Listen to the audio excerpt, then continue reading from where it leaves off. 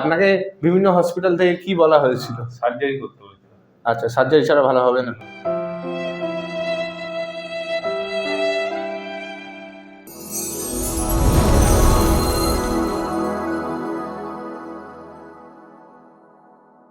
নমস্কার, বর্ধমানের শক্তিগড় থেকে আমার কাছে একজন পেশেন্ট এসেছেন। ওনার বাঁ দিকে একটা সায়াটিকা পেন ছিল অনেক বছর ধরে।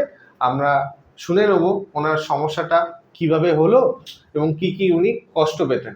আমার ব্যথাটা বছর 5 হচ্ছে। এটা হঠাৎ একদিন সকালবেলা ঘুম থেকে উঠতে গিয়ে দেখছি আমার বাঁ পাটা এগোচ্ছে না, অনেক ব্যথা হচ্ছিল। ভিডিও দেখে আপনার সঙ্গে যোগাযোগ করলাম, দিয়ে আপনার কাছে অ্যাপয়েন্টমেন্ট নিলাম, ট্রিটমেন্ট করলাম।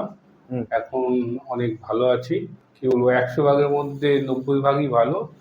একটুখানি আছে, এটা ব্যায়াম যা দিয়েছেন সেটা করতে করতে ঠিক হয়ে যাবে। আমরা দেখতে পাচ্ছি ওনার এটা পুরনো এক্সরে। এই এক্সরেতে দেখতে পাচ্ছি ওনার কোমরটা বাঁ দিকে অনেকটাই বেঁকে গেছে। আমরা আবার একটা নতুন এক্সরে করাই, তখন আমরা দেখতে পাই ওনার অলমোস্ট 60% মতো ওনার যে বাঁ দিকে বেঁকে যাওয়াটা ছিল সেটা রিকভারি হয়েছে। বাকি 40% ওনাকে আরও 2 মাস ওয়েট করতে হবে। আশা করি উনি যদি আমার দেখানো অনুযায়ী এক্সারসাইজগুলো উনি যদি করে থাকেন, আশা করি 2 মাস পরে স্পাইনটা একদম নিউট্রাল পজিশনে চলে আসবে, মানে যেখানে স্পাইনটা নর্মাল মানুষের থাকে সেখানে চলে আসবে। তো আজকে এই ভিডিওতে আমি আপনাদের সামনে প্রেজেন্ট করব এই বেঁকে যাওয়া স্পাইনটাকে আমি কিভাবে সোজা করলাম। আমাদের স্যাক্রাম বোনটা এইভাবে আছে, পেলভিস বোনটা এইভাবে আছে। ওনার ক্ষেত্রে সমস্যাটা কি হয়েছে, স্পাইনটা এইভাবে সোজা নামতে নামতে ওনার বাঁ দিকে এইভাবে বেঁকে গেছে। জেনারেলি এইভাবে থাকা দরকার আমাদের। এটা হচ্ছে L5, L4, L3, L2 এবং L1। এটা রাইট সাইড, এটা লেফট সাইড। ভার্টিব্রাগুলো ওনার বাঁ দিকে এইভাবে বেঁকে গেছে। আমাদের ট্রিটমেন্ট প্ল্যান, যে ভার্টিব্রাগুলো বাঁ দিকে ওনার শিফট হয়ে গেছে আমরা ডান দিকে করব।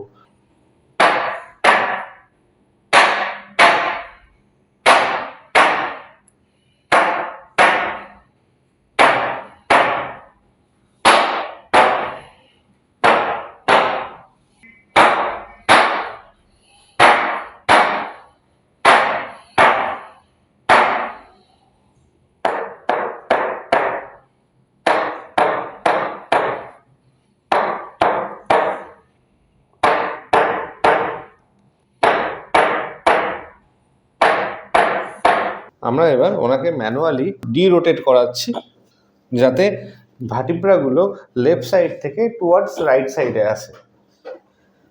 নেক্সট আমরা ড্রপ টেবিলের সাহায্য নেব।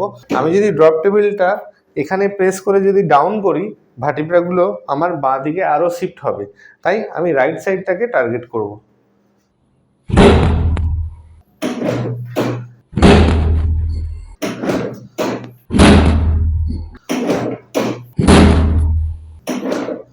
অ্যান্ড ফাইনালি আরেকবার দিয়ে হোল্ড করব। Relax, thrust. আমরা ওনার দুটো পা এবং কোমরের সাহায্য নিয়ে আমরা বাঁ দিকে ঘোরা স্পাইনটাকে টুয়ার্ডস রাইট সাইডে নিয়ে যাচ্ছি।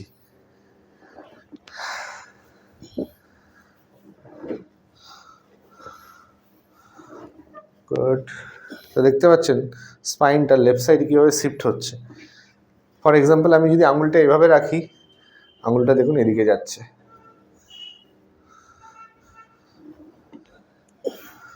যেহেতু ওনার স্পাইনটা লেফট সাইডে শিফট হয়েছে, সেই জন্য আমরা ওনার রিব কেজগুলোকে টুয়ার্ডস রাইট সাইডে মুভ করব। নিঃশ্বাস নেবেন, ছেড়ে দিন।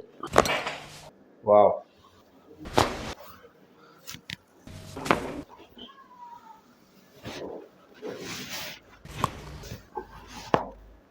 কত জোরে আওয়াজ হলো।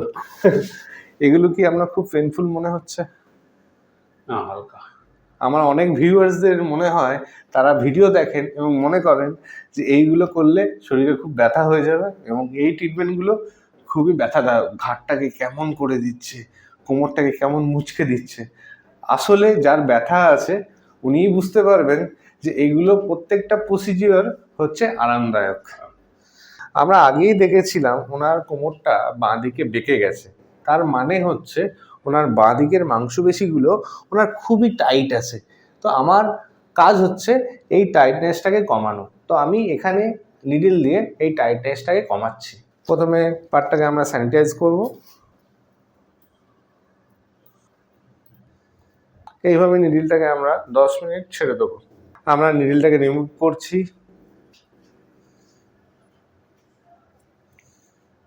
আমরা ওনার স্পাইনটাকে left side to right side derotate করব। এইভাবে নিঃশ্বাস নেবেন। নেক্সট আমরা ওনার স্পাইনটাকে রাইট সাইডে শিফট করাবো। এইভাবে নিঃশ্বাস নেবেন অ্যান্ড রিল্যাক্স। ওয়াও। আরেকবার লম্বা রোল, নিঃশ্বাস নিন, ছেড়ে দিন। ওয়াও।